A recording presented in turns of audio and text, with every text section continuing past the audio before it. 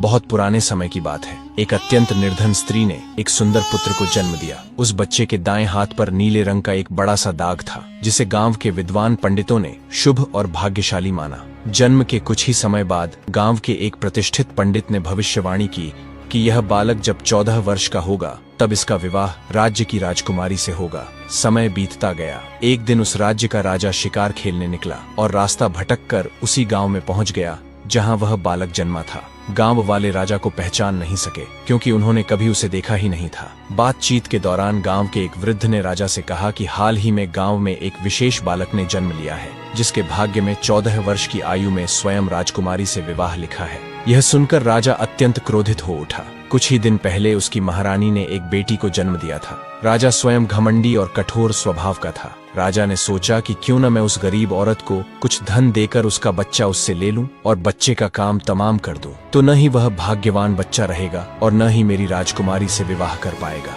वह गांव के उस बूढ़े से बोला, बाबा तुम मुझे उस औरत के पास ले चलो। बूढ़ा व्यक्ति उस राजा को उस भाग्यशाली बच्चे की माँ के पास ले गया। राजा ने उस महिला से विनती की और बोला, तुम बहुत गरीब हो, इस बच्चे का पालन पोषण कैसे कर पाओगी? ये बच्चा मुझे दे दो, मैं इसे अच्छे से पालूंगा। पर वह गरीब औरत अपने बेटे को देने से लगातार इनकार करती रही। तब राजा ने उसे बहुत सारा धन दिया और कहा, इस धन से तुम अपना जीवन आराम से चला सकोगी और जब यह भाग्यशाली बच्चा बड़ा होगा तो खुद ब खुद तुम्हारे पास लौट आएगा। गरीब माँ ने सोचा, यह बच्चा सचमुच बहुत भाग्यशाली है, तभी तो खुद एक अमीर व्यक्ति इसे लेने मेरे घर आ पहुंचा है। शायद यही भगवान की इच्छा है। काफी सोच विचार के बाद उस माँ ने भारी मन से अपना बच्चा राजा को दे दिया। राजा जब थोड़ी दूर पहुंचा तो उसने बच्चे को एक लकड़ी के संदूक में डालकर नदी में बहा दिया। उसके मन में यह विचार था कि दम घुटने से वह बच्चा संदूक के भीतर ही मर जाएगा। राजा यह सोचकर मन ही मन बहुत प्रसन्न हुआ कि उसने अपनी प्यारी बेटी को उस भविष्यवाणी से बचा लिया। लेकिन जैसा कि आप जानते हैं,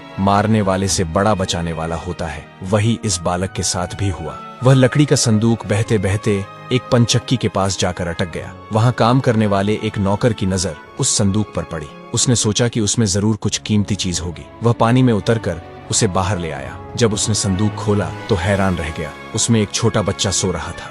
नौकर ने सोचा, यह बच्चा मेरे किसी काम का नहीं, क्यों न इसे अपने मालिक के पास ले चलूं? उनकी कोई संतान भी नहीं है, शायद वे इसे अपना लें। ऐसा सोचकर वह मालिक के पास गया। पनचक्की का मालिक उस बच्चे को देखकर बहुत खुश हुआ। उसे लगा जैसे भगवान ने उसकी और उसकी पत्नी की प्रार्थना सुन ली हो।